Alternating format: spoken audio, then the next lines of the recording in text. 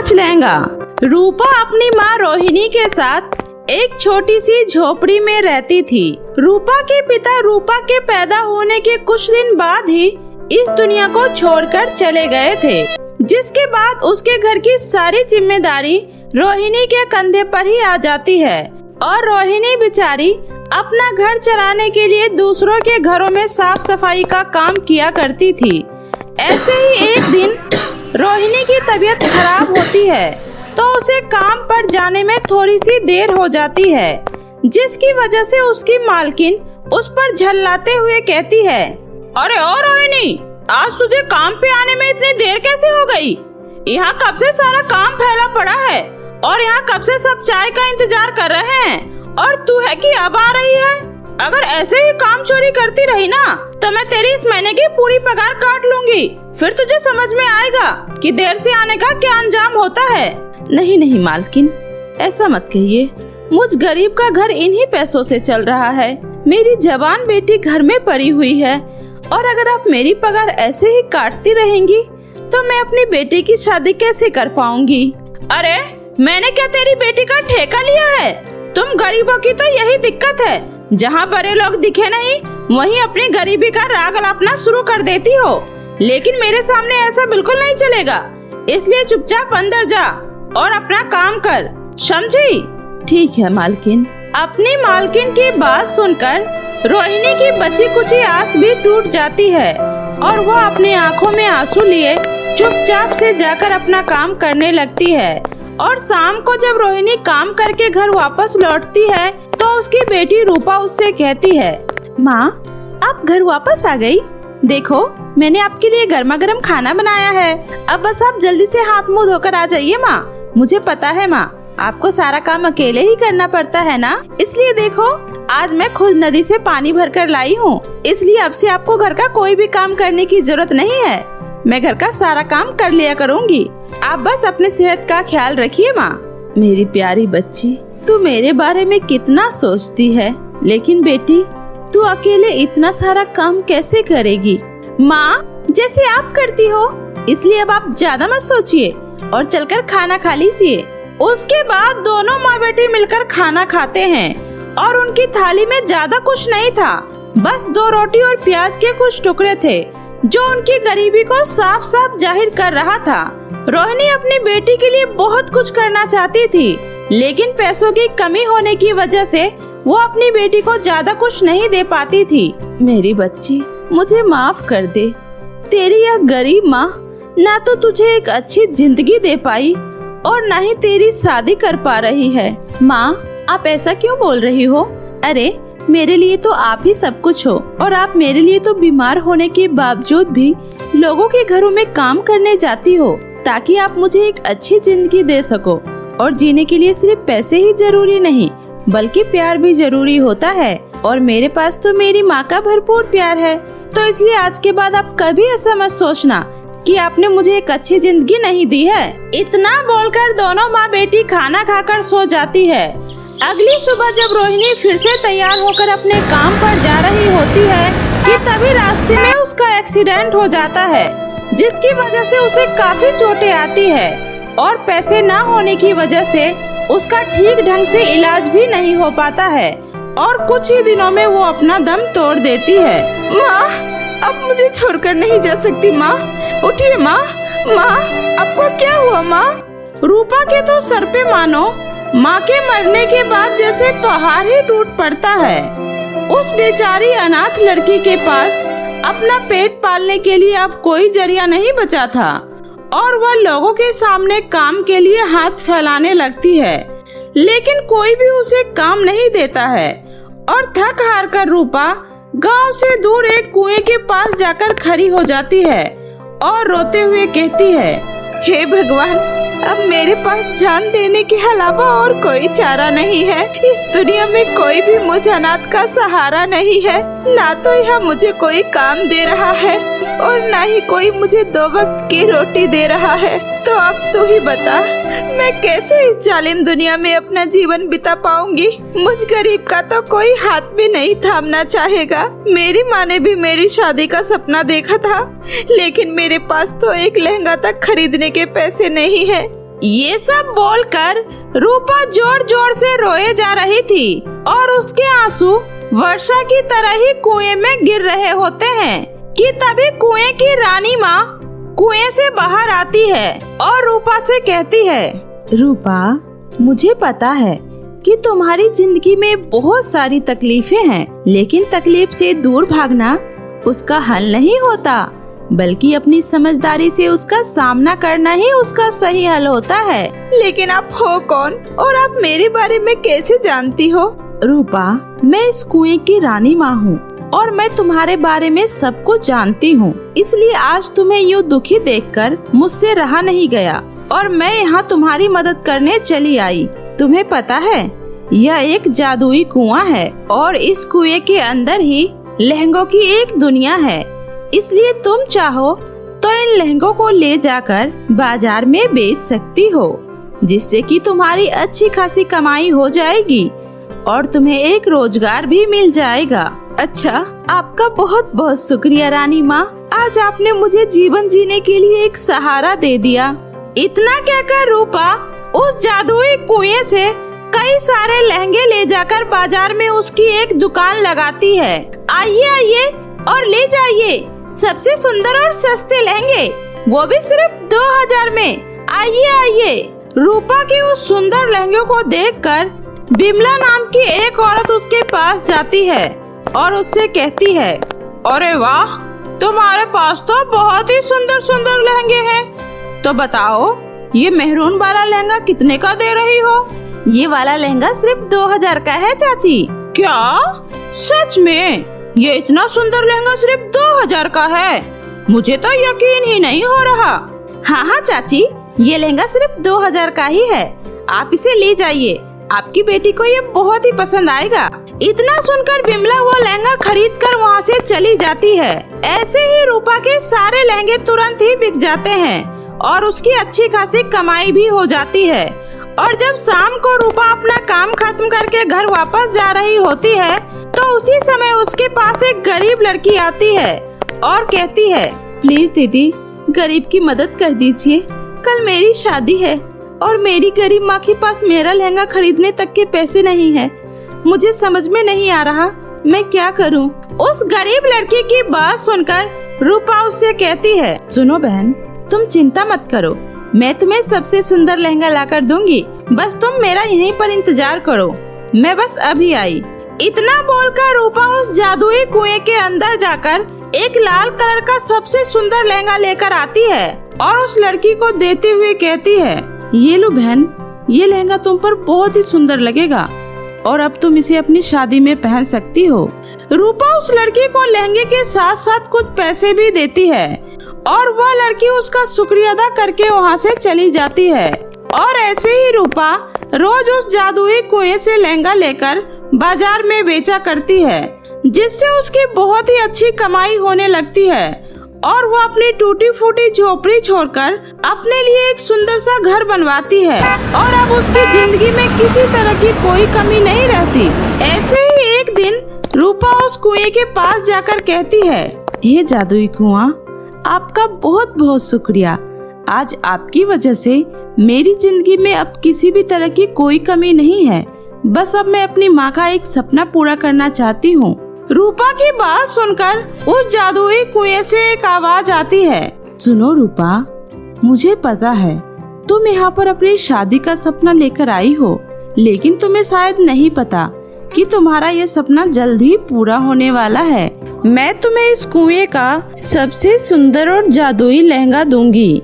तभी उसके पीछे से करण नाम का एक लड़का उसे आवाज लगाता है और कहता है, सुनो रूपा, मुझे पता है तुम मुझे नहीं जानती, लेकिन मैं तुम्हें तब से जानता हूँ जब से तुमने बाजार में लहंगे की दुकान लगाना शुरू किया था और मैं अपनी दुकान से तुम्हें मैं रोज देखा करता था, लेकिन मेरी तुमसे कभी भी बात करने की हिम्मत नहीं हुई, इसलिए आज मैं तुम्हारा पीछा करते करते यहाँ तक पहुँच गया। तो बताओ, क्या तुम मुझसे शादी करोगी? करण की बात सुनकर रूपा की आंखों में आंसू आ जाता है और वो मुस्कुराते हुए शादी के लिए हाँ कह देती है और अपनी शादी वाले दिन वो उस कुएं का सबसे सुंदर और जादुई लहंगा पहनती है, जिसे पहनते ही उसका चेहरा चांद की तरह चमक जाता है और वह तारों की छांव में बड़े ही धूमधाम से करण के साथ शादी करती है और अपना जीवन खुशी खुशी बिताने लगती है।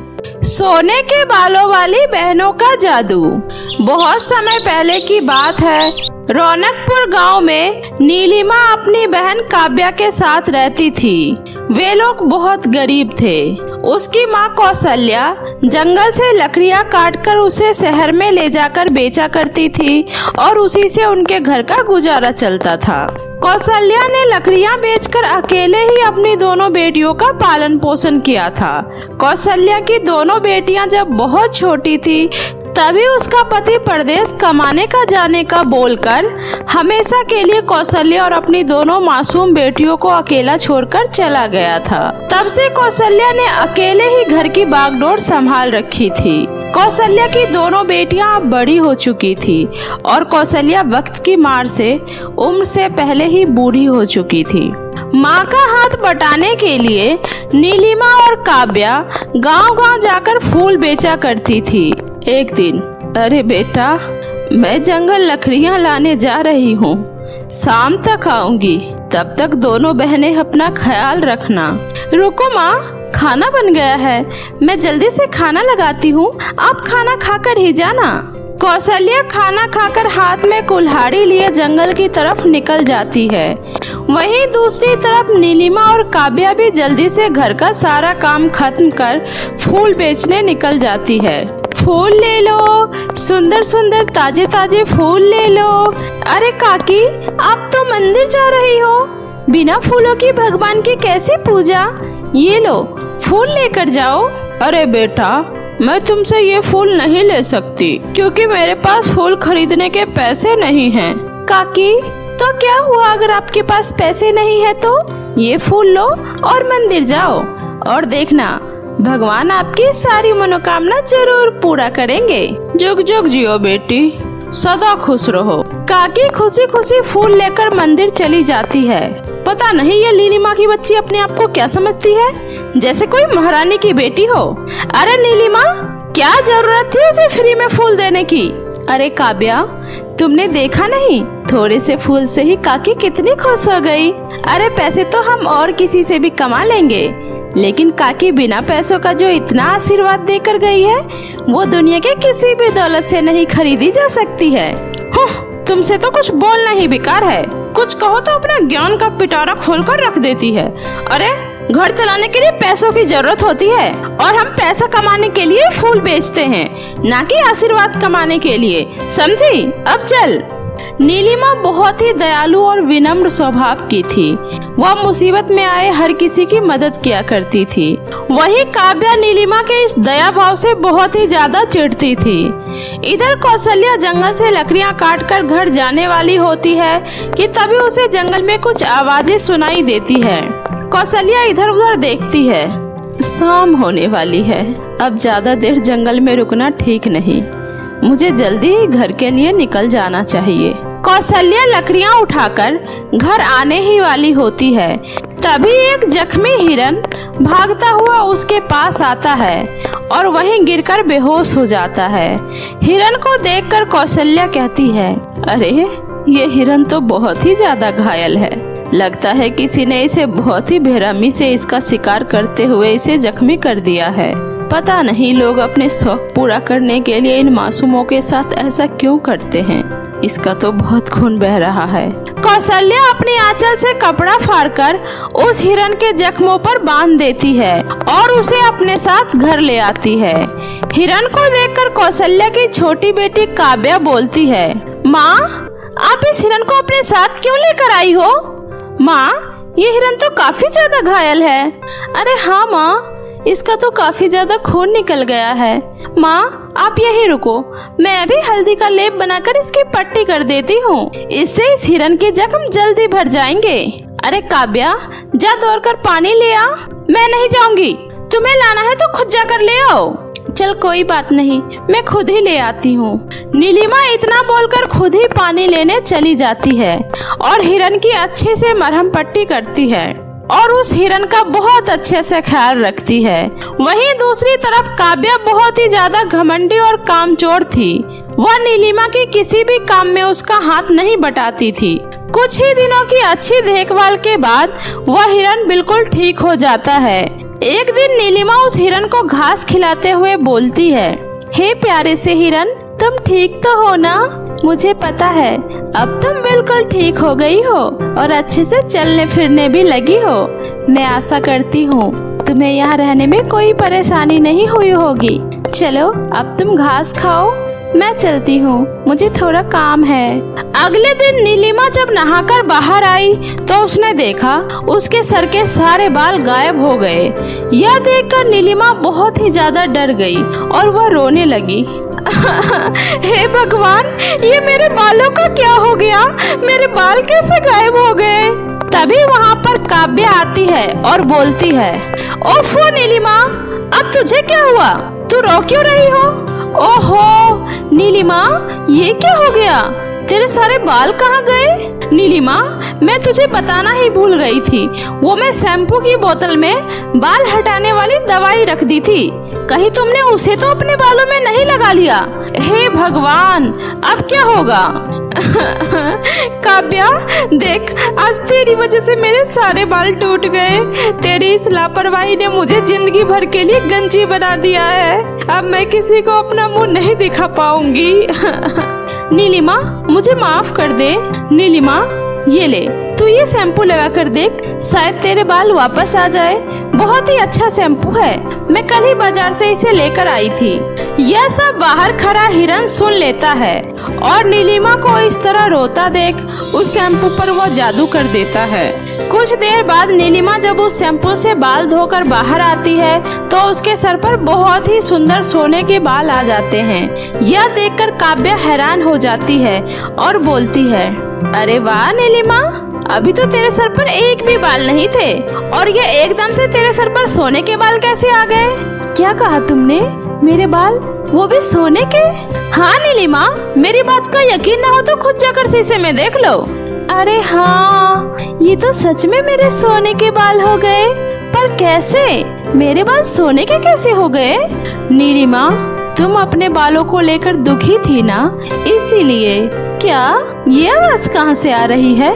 तभी वह हिरन एक बहुत ही खूबसूरत परी में बदल जाती है और बोलती है, नीलिमा, तुमने मेरी खूब सेवा की है।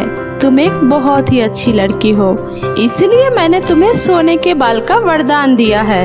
नीलिमा, अब तुम्हें किसी भी तरह की कोई परेशानी उठाने की जरूरत नहीं है। तुम्हारे बाल सोने के हैं। अब से तुम अपने बालों को बेचकर अपनी जरूरतों का सारा सामान खरीद सकती हो और बहुत ही अच्छे से अपनी जिंदगी जी सकती हो।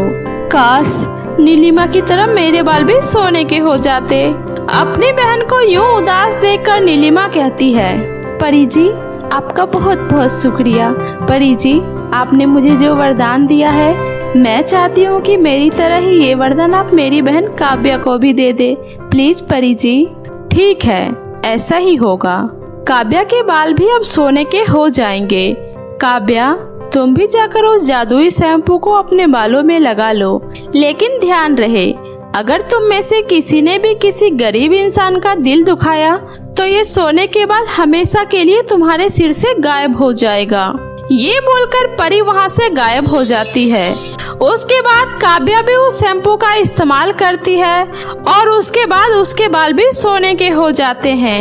नीलिमा, देख तो मेरे सोने के बाल कितने अच्छे लग रहे हैं। मेरे बाल तो तुम्हारे बालों से भी ज्यादा अच्छा लग रहा है। हाँ काव्या, तुम्हारे बाल बहुत ही अच्छे लग रहे हैं। काव्या, लेकिन परी की बात को हमेशा याद रखना, अब से तुम किसी का भी दिल नहीं दुखाना, वरना तुम्हारे ये सोने के बाल गायब हो जाएंगे। नीलिमा, तुम अपने आप को क्या समझती हो कि तुम ही दुनिया की सबसे महान लड़की हो? अरे मुझे भी अच्छे बुरे की समझ है, समझी? तुम जाकर अपना काम करो। इतना बोलकर काव्या बाहर चली जाती है। बाहर हर कोई काव्या को बहुत ही हैरानी से देख रहा था। हर कोई उसके सोने की बाल की खूब तारीफ करते हैं। वहीं नीलिमा अपनी माँ के पास आकर उस हिरन वाली परी के बारे में सब कुछ बता देती है। कुछ दिनों के बाद कौशल्या के घर का सारा राशन खत्म हो जाता है। बेटी, घर का सारा राशन खत्म हो गया है। इधर कई दिनों से मेरी लकड़ियां भी नहीं बिक रही। आखिर अब हमारा घर कैसे चलेगा? तभी नीलिमा को उस परी की बात याद आती है और वो अपने बालों में से कुछ सोने के बाल तोड़कर अपनी माँ को देती है और बोलती है, माँ ये लीजिए, ये बाल बेचकर आप घर का सारा सामान ले आइए। अब से आपको किसी भी बात की चिंता करने की कोई जरूरत नहीं है। और हाँ, ना ही अब से आपको लकड़ियाँ काटने जंगल में जाने की जरूरत है। अब बस आप घर में रहकर आराम करो।